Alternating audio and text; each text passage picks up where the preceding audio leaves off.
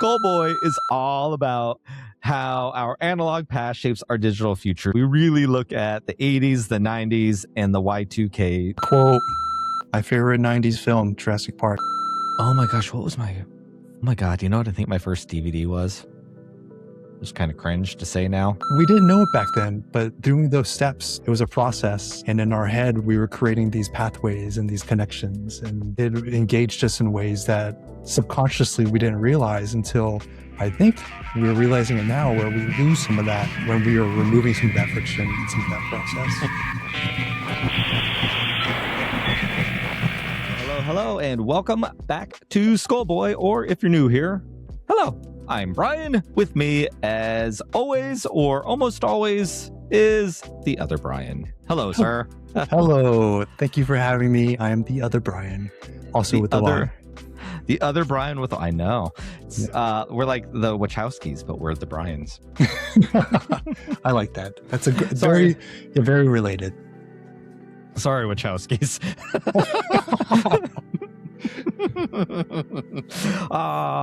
I'm excited to be here. I'm excited to kind of like talk about what we do here on Skullboi, and no better person to do it with than my friend Brian. But before we get into all of that, I guess we should probably talk a little bit about us, seeing how this is kind of the premiere episode for most people, right? Yeah. Let's see. My name is Brian, and I am here doing Skullboi as a new podcast, a new newsletter thing that I am trying, because for years and years, I had a podcast called Pink Milk that I started with my husband, and we talked Star Wars queerly, and it was a wonderful time. It was so much fun. I think we ran for probably 4 or 5 years with a couple breaks in between there, and it was a wild ride. I got to experience some very cool things. I got invited to red carpets. I spoke at Star Wars Celebration. I interviewed celebrities and was in like the little casting call things, whatever they're called. It was rad. It was very, very rad. And I got to meet lots of wonderful people like my friend Brian here. And I think that was probably like 4 or 5 years ago. I cannot believe it's been that long, but every time you say it, it's like it's a little bit harder. Mm-hmm. But it's been a great 4 or 5 years. I wouldn't trade it. It's been wonderful, and we have seen each other IRL uno time, right? Yeah. At Star Wars Celebration at Disneyland. It was very fun. We met on the old interwebs, back when, I guess, meeting people from the interwebs is something you do now. Not like it used to be. That we'll probably talk about at some point. But yeah, Pink Milk was a very exciting thing. It was great to do with my husband and I when we first started. One of the things that is like a really great memory specific to that is that our family wasn't even all of our family, and our last child, but our middle child, Eli, joined the family like after we had already started the podcast. So it was very, very cool. I listened back, and Michael was 4 or 5, and he would do these little introductions, and he's now 12. He's about to enter junior high, and great little memories there. But one of the greatest things is meeting lots of people like you. And now you and I get to do our very own thing together. It's going to be very exciting.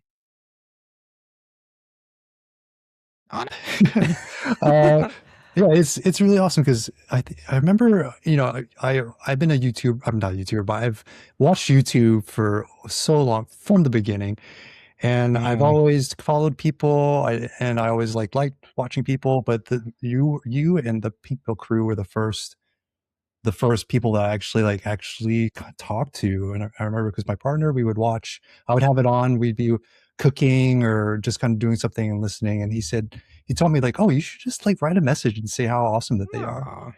And I was like, that's weird, I've never done that before. But but I just did it. I was like, well, you guys met. I think it would have you were helping during a hard time, right? Like it was peak COVID, and so I just wanted to leave a little message just to say thank you. And just that one little message kind of grew and I was able to be part of the community that y'all built, and be able to create really great friendships. Yeah, it was a really wonderful time. It was hard for me to walk away from that because it was really wonderful. But at the end of the day, I think I just realized, I think I said what I needed to say.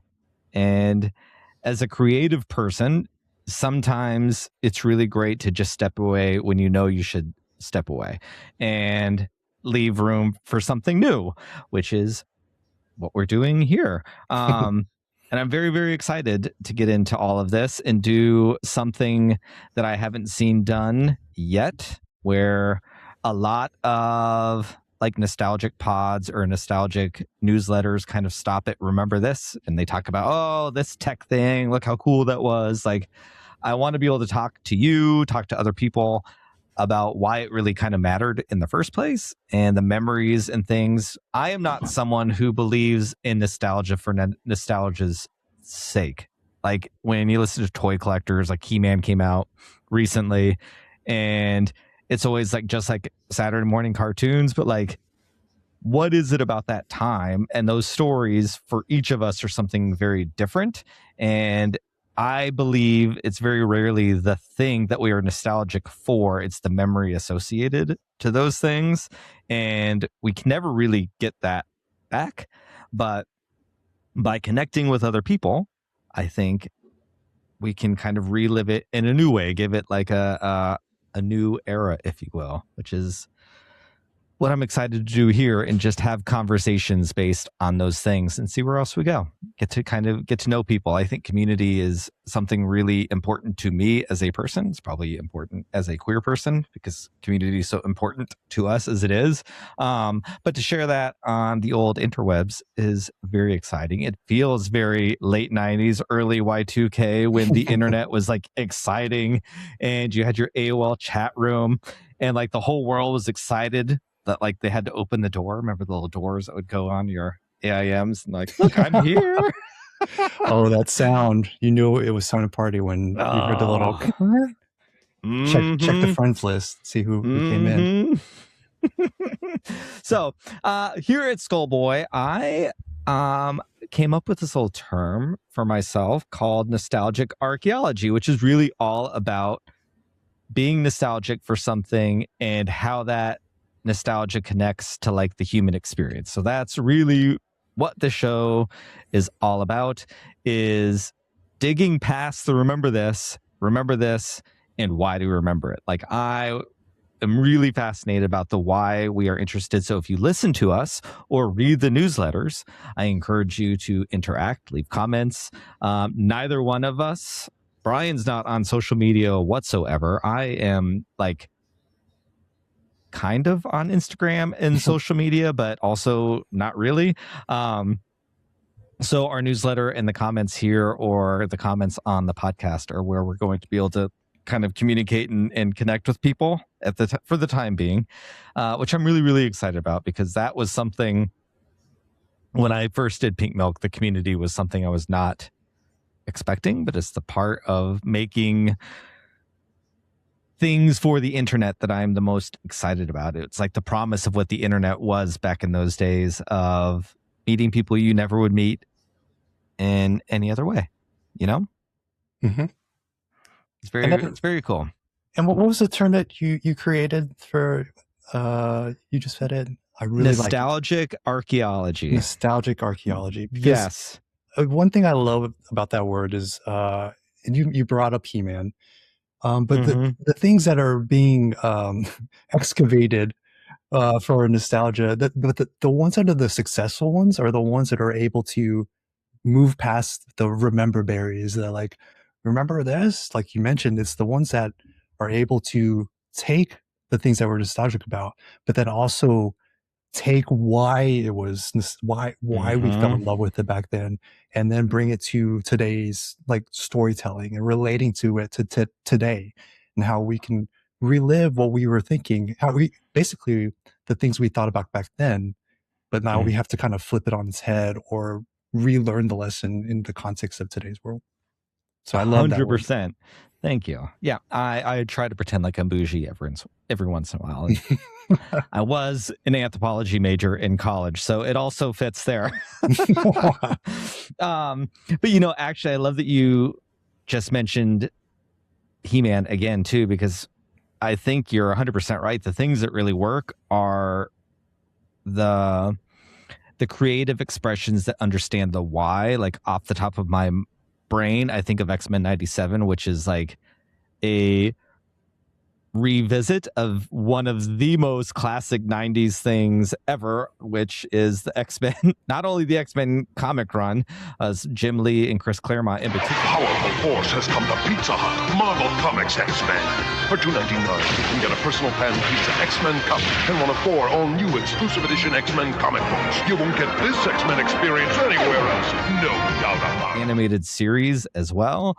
And I think X-Men 97, maybe we'll do a whole episode on that at some point, but yes. Like X-Men 97, from my perspective, isn't really interested in just paying homage to it for the sake of like, remember this moment, remember this moment, remember this moment. I feel like it just understands the DNA of what that show was and is talking about very current things, just with wrapped in a 90s bow. But it's like they're not trying to recreate it, they're just honoring it, and they understood the assignment, I guess. Whereas He-Man, the movie, I don't think did, though it was a lot of fun. I missed watching He-Man, but what I do like about how you mentioned X-Men 97 is that it really did feel like it was just passing the baton 20 years later, or how long has it been? 30. It felt like there was no, it just wanted people to feel like you just picked up, like as if you had been in a coma for that many years and you could pick it right back up with all the different storylines that had been in influx or not tied up yet, still going on and unraveling forward. And I think a lot of young people, even today, that weren't growing up with, they didn't grow up with X-Men 97, they appreciate that, and they can see how it can still be relevant to today. And so now the creators have created fans that were not even alive back then. Yeah, dude. I mean, actually, like that's the perfect segue. I think there is a renaissance in analog things right now with Zennials and people that weren't even really alive or were not old enough to use the technology that they are feeling nostalgic for. Right now in the year 2026, AI is still very new. It is now reached, a few years ago, it was not in the mainstream zeitgeist yet. Not everyone was using it. Not everyone was talking about it. But now you can't not hear about it. You can't not really use it in a lot of ways. And I am not one who is anti-technology. I'm not even anti-AI necessarily. I am very pro-technology, and I can see a very real use for AI. I think there's big conversations that we as a society and a culture need to have with how to use AI. But I think there is something nice about friction, and that there's like a whole term starting to come out, right? Talking about friction, and everything is so easy that we're craving like the complexity of like things being separate, and then figure out how to use those separate things together, because now everything is just together and it's overwhelming. It's just very overwhelming. And I feel very fortunate to be the age that I am, because I'm very good with technology, but I can also walk away from it like really easily, which is great.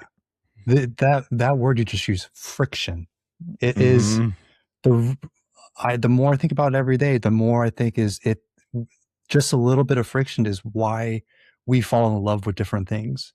It's because we have to kind of work for something like the things that we have to work for, we end up really like doing, or we fall in love with. Mm-hmm. I really do think creativity, the source, the reason why we are creative is because there is friction, and the reason why there's even creativity to begin with, because there has to be something that is preventing you from figuring out a problem that pushes you to kind of figure out how to solve that problem or how to be creative. And so Mm-hmm. I do think friction is one thing that is becoming more and more scarce. And it's the more that we take it away, the less meaning we find in things and things that we do. I was watching a video on YouTube a few weeks ago, maybe a month ago, kind of talking about creativity and AI. And to put my anthropology hat back on and to go through some nostalgic archaeology, I think human beings are problem solvers. We are tinkerers. We are tool makers. We are those things. And we're hitting a point in technology where we are not needing to think and problem solve the same way. And I think there is humanity in that friction in a lot of ways. Like innovation happens in friction and things not working the way they were supposed to, and us using our creative superpower brains to figure out a way to make that thing work. I think in some ways I'm excited. Not right now. I think AI is in a horrible place right now culturally. But as a creative person, I'm hoping in the next few years that there is a resurgence and a love for creativity and art and genuine human connection. I think AI is a big part of it right now. And I think after we were talking about COVID earlier, but I think the dawn and the birth and the super growth of streaming and creating content, everything is content now, and franchises, that's two words that you hear all of the time. You don't hear about art anymore. We hear about content and franchises and AI. And I think all of these things are exploding, and humans are missing a human connection in all of those things, which I'm really excited about, actually. I think that is where technology can break and create new creativity and a respect for creativity. So I hope we're on our way there. I'm hopeful.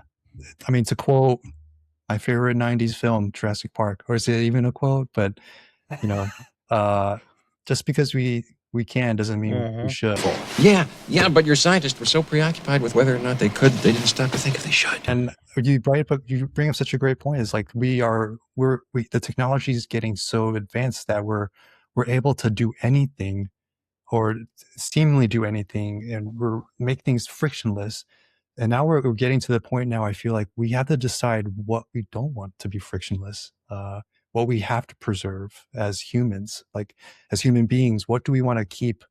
What parts of humanity do we want to keep in this new age, so that we can continue to be creative, continue to conserve our attention, and be able to, and allow our attention to give it to the things that we want to, and to be able to stay healthy mentally. I think we're in this phase now where we have to really think about that question. Yep. 100%. 100%. I can't wait to get into all of this stuff on deeper levels. Speaking of creativity, friction, technology, I feel like this is a perfect little way to talk about what you do for a living, and how what you do is going to bring in a really fun perspective in this, because we're all nerds here. I'm sure a lot of people that listen will be nerds, and they're probably video game people, but video games are by definition forward-thinking technical devices that I'm sure uses AI a lot, and probably has, I mean, honestly, actually question, even in our old NES games, weren't all of the things AI in a way? Like all the other things that you're working against? I mean, to really break it down, yeah, what we think of today as AI is really like LLMs, large language models, right? Yeah. Very different from artificial intelligence. The way that the game development, how game developers use AI is in terms of artificial intelligence, which really just means literally like creating an NPC that they program to be able to do different functions based upon different parameters, right? So like it's funny because AI is becoming such a little hot topic or term, and AI has been here for so long, and we use it for in games to refer to one thing. And now that everyone's like, wait, you said AI, and we're like, we don't mean that kind of AI. Yeah. But yeah, to explain, yes, I'm a video game developer. I'm a sound designer, and I do sound design for video games, and I've been doing it for about a little over 16 years now, maybe 17. I can't. You lose track after 10, I feel like. But yeah, I've grown up playing video games my whole life, and at a certain point, I realized that it could be a job. And so I was able to turn my hobby into, a moneymaker. That's so rad. And you and I have had conversations like personally about finding creative ways to make sure that the things we love as creative people that can be that and are creative professionals to still make the hobby, even though it's work, because that can sometimes work can kill a hobby, unfortunately. So it's a double-edged sword sometimes, I would imagine, right? It is. It's a balance that you have to take, I think. And because I know a lot of people that have not been able to balance it, and they work too hard, they crunch, and then they lose that passion, and or in other words, or sometimes it just becomes a job. So I feel like as a creative person, it's such a hard balance. It's a fine line being able to fulfill that creative side of you, that spark that you need to do, but then also maintain this idea of like, this is a job, and I have to hit goals and work with people, and make sure that I can do my job well. So yeah, I think it's a hard job as a creative to be able to balance that. And I'm still trying to. I feel like I work on it every day. So also, let me just put this out there. If you're listening to this podcast and the audio is not up to par, please know that it was me that did it. It was not an audio engineer. I will try my best to help. Yeah. I spent decades as a creative professional. I am now a teacher. I teach innovation and design in middle school, which is so rad. To be able to share the joy of design with young people is such a gift. I believe in the power of design and technology and innovation so much. All of these things I think are so important to finding out who we are and celebrating who we are. And it's one of the things I love to share with young people. It's pretty cool. And I get to be very hip on what's new with working in middle school. It's true. I feel across the parking lot. Every time we talk, I'm like, Brian, what are the kids saying now? Well, what do they like? What they don't? I can tell you that they call it the 1900s, which is one of the things we will be discussing. It's so crazy. I'm like, they're not wrong. But I'm like, oh my God. So on this podcast, in the newsletter, Skullboi is all about how our analog past shapes our digital future. So we really look at the 80s, the 90s, and the Y2K timeline, and kind of the last of the analog years where this digital revolution started, and break things down from there. I personally feel like an expert, as I was in elementary school during the 80s. I spent junior high and high school in the 90s, and I graduated college in Y2K times. So I hit every decade at very important times of life, actually. And I wasn't too far behind. So no. No. So yeah, but even that, like, I think we're gonna have different perspectives on those things, which is gonna be very exciting, right? You know, like, because when did you graduate high school? 04. 04. See, I was almost out of college. So like we were in two, like, it's so crazy. My husband and I talk about this because he's 9 years older than me, which like now is not that big of a deal that we're older, but like a college graduate and a high school graduate are two very different. Those are two very different people. That now that gap is not gapping all that much, but I think that kind of perspective is going to be kind of exciting. You know what I mean? So, question for you, Brian. Yes. What is your favorite bit of pop culture from the 1980s? 1980s. Mm-hmm. You were just a little itty bitty. It had to be the Teenage Mutant Ninja Turtles. That was, I want to say that was my first pop culture obsession. Okay. I remember I had all the toys, you know, as every kid back then did, all the toys, the bed sheets, the lunch boxes. I was Michelangelo for Halloween multiple times. Love it. I specifically remember I have a vivid memory of my mother and I. She took me to go see. It was a sequel, which that might have been in the 90s though. But I remember, but that was like, you know, way after I was already in love with it. But we would watch it, and then she was like, "Can you just want to just wait till the next time, and so we could just watch it again?" I was like, "Yes." And so we just Secret of the Ooze. Yes, we just stayed in the theater and just waited until the next showtime, and then just started again. But first, your mom went back out and paid for another ticket, right? Oh yeah, sure, of course. Well, I stayed there to myself. She was doing the responsible adult thing.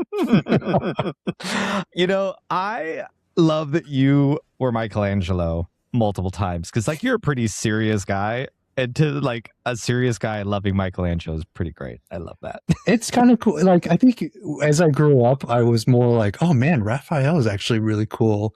But for some reason, when I was a kid, I fell in love with Michelangelo. I guess opposites attract. Like, I just loved his energy. He was so funny. Yeah. So I grew up loving Raphael because he was like cool to be rude, but which was not me. Like, I'm a pretty rule following, straight laced person. As I've gotten older, though, I will say Mikey's my favorite. Like, that's who I identify with Michelangelo the most. Funny story, back in the 80s, there was no internet. Shocking.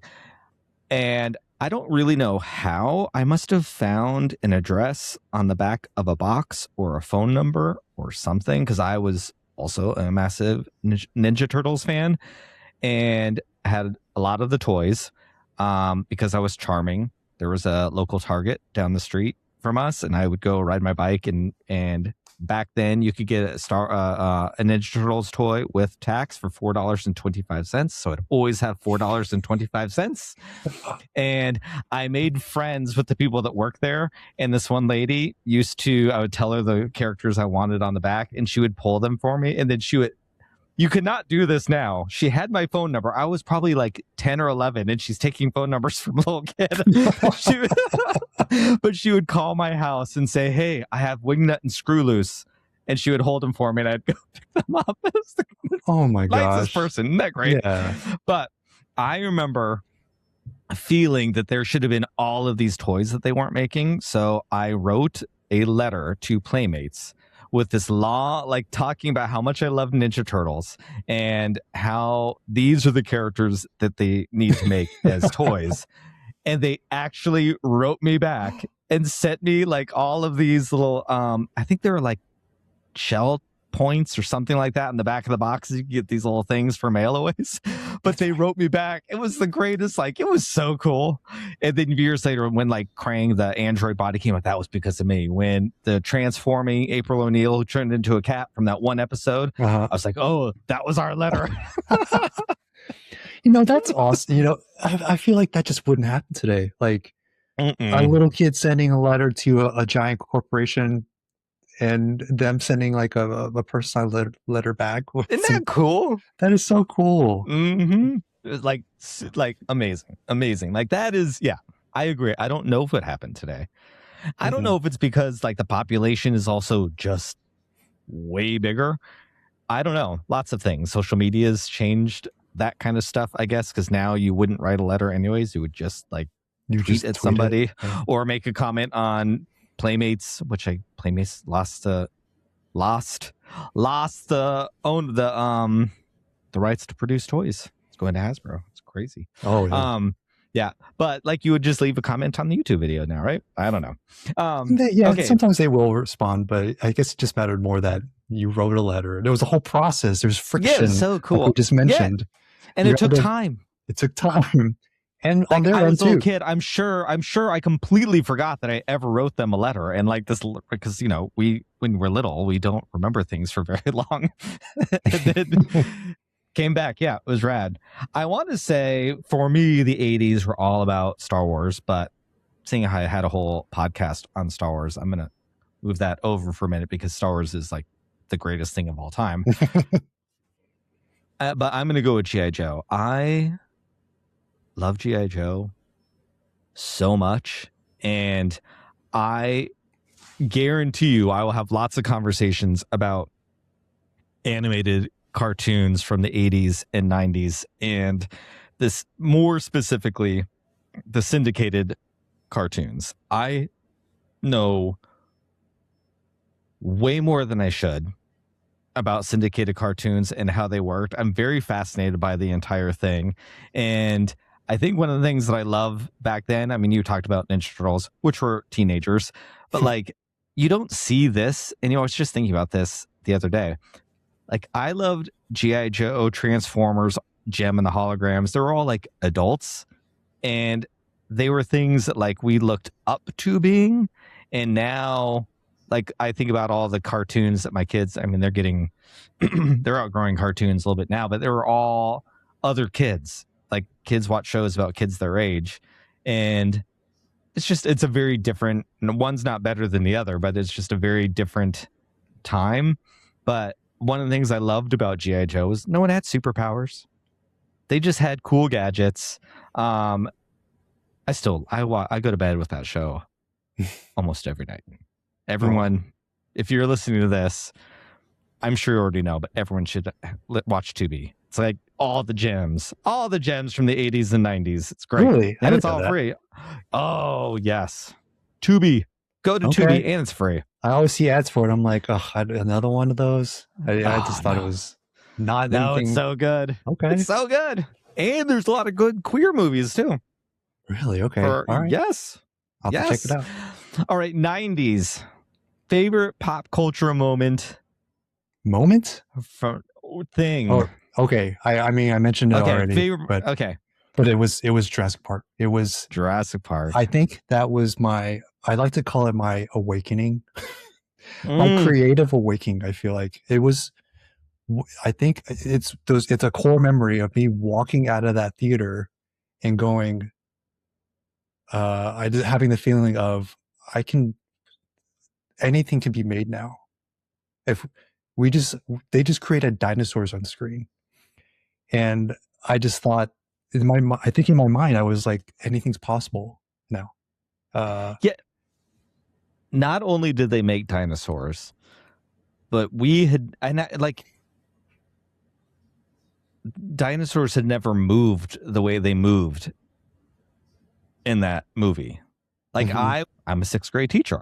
It came out this summer between sixth grade and seventh grade for me. And super like, oh my God, I've never seen anything like this before. If memory serves correctly, it came out around the same time as Lion King. Yes. I'm hoping. I think the same year or the same close. Was it the same summer maybe? I don't know. I would have to look, but I remember Lion King was another one that was just like young me who wanted to be a filmmaker. The fact that they flashed Lion King at the beginning of the film and then again at the end, like blew my mind of like, oh my God, the circle of life is real. And I just remember how like those things were like, yes, like a creative opening. It was great. Again, I could say the prequels because I love Star Wars, but I'm not going to save years of that. Yeah, The Matrix was my favorite thing from the 90s. It is Catching it right at the end. Oh my, yeah, very, very 90s film. The answer is out there. It's the question that drives us. What is the Matrix? The Matrix is the world that has been pulled over your eyes to blind you from the truth. What truth? They're watching you, Neo. You're in danger. Buckle your seatbelt, Dorothy, because Kansas is going bye-bye. Unfortunately, no one can be told what the Matrix is. You have to see it for yourself. Whoa.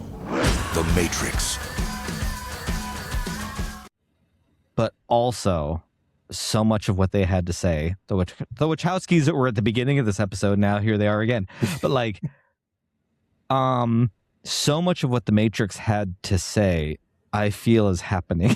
It's like happening right now. Like, absolutely. Yeah, it is like, I have done a rewatch of all of them over the last year, and it was like, man, yeah, this is crazy. It's definitely, I need to rewatch that one again today because I feel like my mind keeps going back to it, like you're saying, constantly. You know what? We will do a Matrix deep dive. That'll be one of the first episodes. We'll break it down into 3 acts. We'll do 3 episodes. We'll do the 3 acts of the first Matrix movie. I love that. Okay, well, that would be cool. Idea. Yeah, that'd be really rad. Oh, one fun fact about the Matrix. It was my first DVD that I've ever watched. Seriously? Yeah. Oh my gosh, what was my? Oh my god, you know what I think my first DVD was? Just kind of cringe to say now. Knowing where things went, I think American Beauty was my first DVD that I ever bought. Oh really? I never saw it. Maybe it's a good thing I never saw it. Why I had to make American Beauty the first one I ever bought? But I think that was the first DVD I bought because I was like, DVDs? What? You're just like, let me just pick whatever. What? What's the first in the alphabet on the stand? I need the Zennials to fall in love with VHS in a way that they're not yet, so that companies start to make a new VCR. Because yes, you see them occasionally at the Goodwills, but I would not trust a 40-year-old machine with a device that once it gets eaten up, it will never be able to be played again. Yeah. But I love VHS. I still to this day miss the flicker on a camera, like when there's like a burn hole in in like the screen. There's something for me that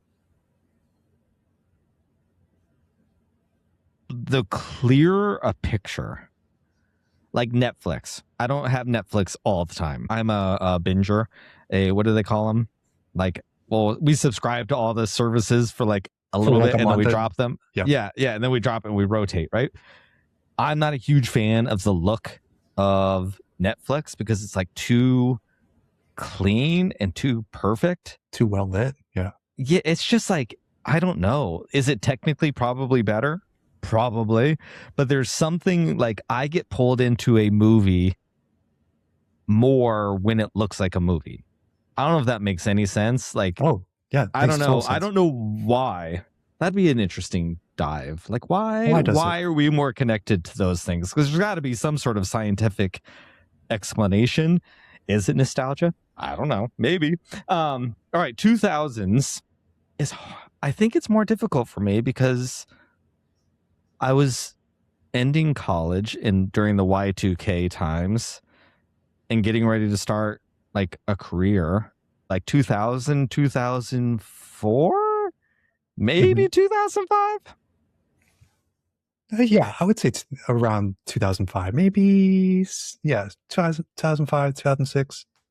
Well, this is very timely. If we can say that Y2K stretches into 2005, which I'm not sure if the zeitgeist does, I'm going to say Madonna's Confessions on the Dance Floor is my favorite moment of the early 2000s. Favorite moment? Oh my God. Okay. Everything. I saw that concert 2 times. Oh, I okay. love that album. That album is celebrating 20 years, 21, I guess. So I don't know. Confessions 2 came out this year. That album is incredible.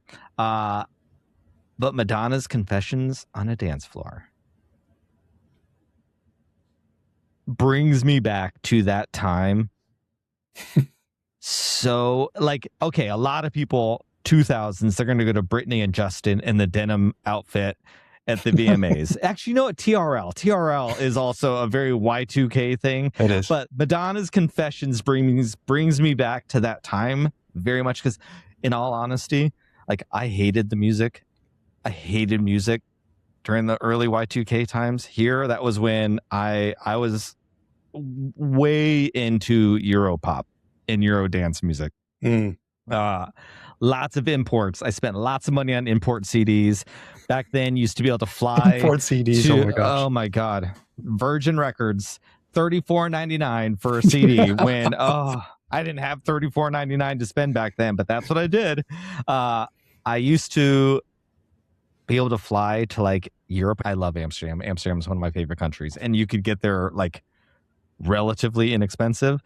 So I used to fly on like winter breaks to Amsterdam in college, and I would hit up all of their record stores and buy so many CDs because they were cheap there. And like Kylie Minogue, before Kylie Minogue was here, Sugar Babes is one of my favorite bands ever, and that's just a whole hot mess of a thing. But yes. Oh my God, do you know what else came out in 2005? Oh my God. I didn't hear it until 2007. But Robin is my favorite singer of all singers. She is the greatest. And her album came out in 2005. Just took me till 2006. Napster showed me Robin because it was not released here in this country at the time. All right. Y2K for you. What is Y2K all about? So if we're on the topic of music, the first thing that came in my head was Linkin Park, Hybrid Theory. Oh, okay. That was, I have this vivid memories of driving to and from school or from, marching band practice. And I would just crank Hybrid Theory, pull that with the windows down and just like shout and scream and sing with it. And I don't know, it felt like it was just the music of the moment for me that I needed. And I love that. Yeah, that album in particular, just one of my top 5 albums of all time. Seriously. Yeah. Oh, I love that. All right. As we wrap things up here, what is one thing circulating around some of the stuff we've talked about today from the analog past that you hope shapes our digital future? I'm throwing this on Brian. Everyone, throw it on to me, all over me right now. I think one of the things that we talked about was this idea of friction, this idea of having to work or to like investigate or to actively use our minds to engage something and also be sometimes hit a wall. And we go and like it piques our curiosity to keep picking at it. That was a lot of the stuff that the technology that we used back then. Like, do we want to watch this movie?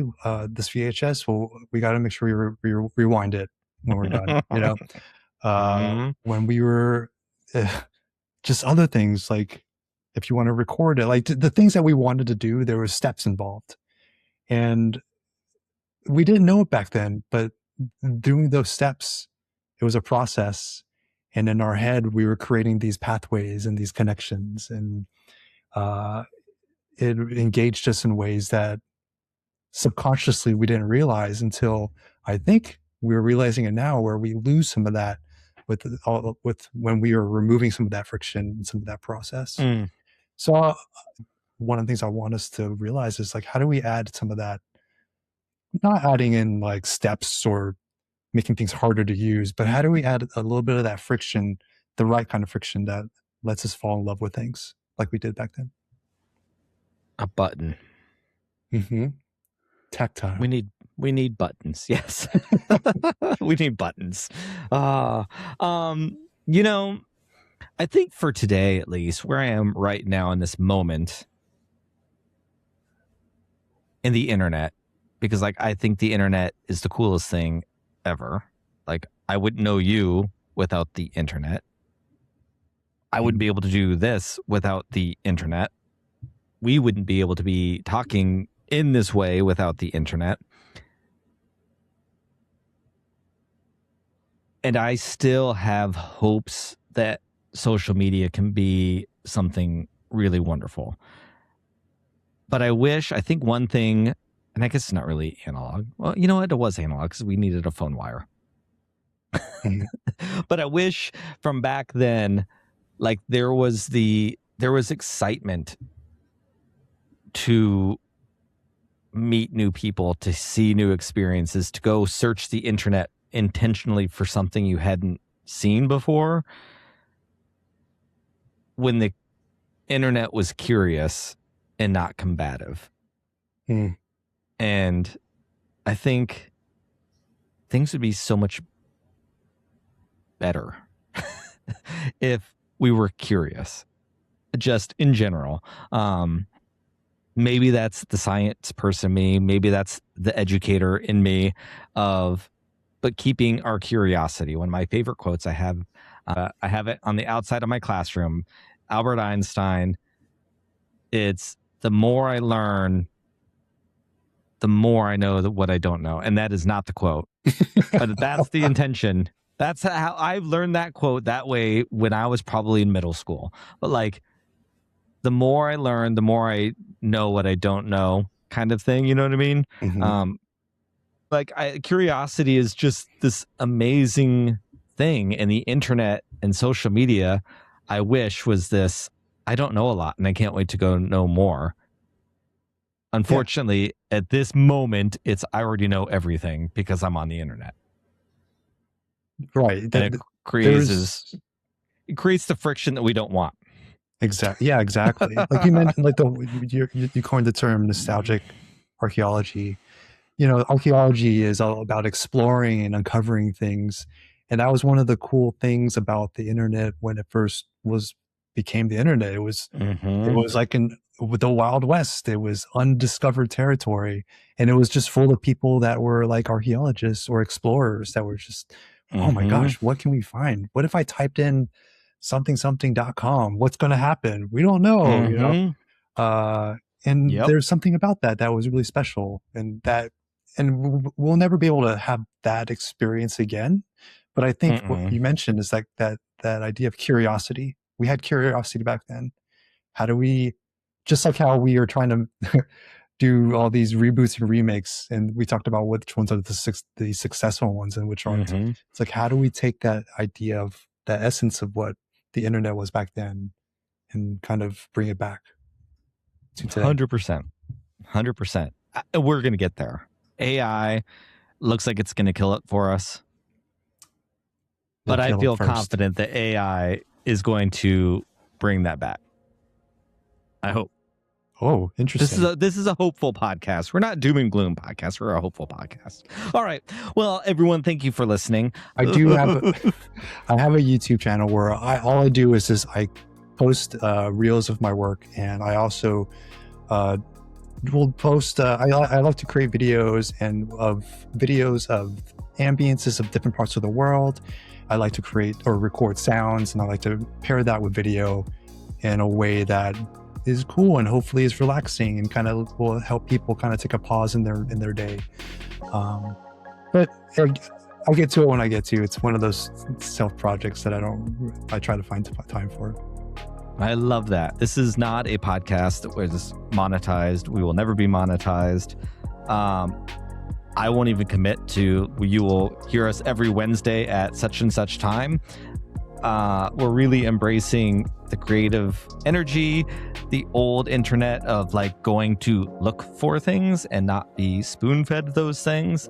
I think that's where both of us are at this moment in time, is like less of the algorithm feeding me what I want, and I want to go search for the things that I want. So hopefully we will find those listeners that are interested in the same thing. Check out the newsletter at www.skullboi.com. That's boy with an OI, because I am gay from the 90s, and every young twink had their handle, their AIM chat room was mine was Tory Boy from Tori Amos. Doesn't get much more 90s than that. TORIBOI, Tory Boy was my AOL chat room name from 1997 to 98, probably. Just 1 year? Yeah, probably longer than that. Oh boy. So anyways, until next time, thank you for listening, and make sure you go subscribe to the newsletter, www.skullboi.com. Until next time, talk to you later. Keep in touch. Bye-bye. Bye.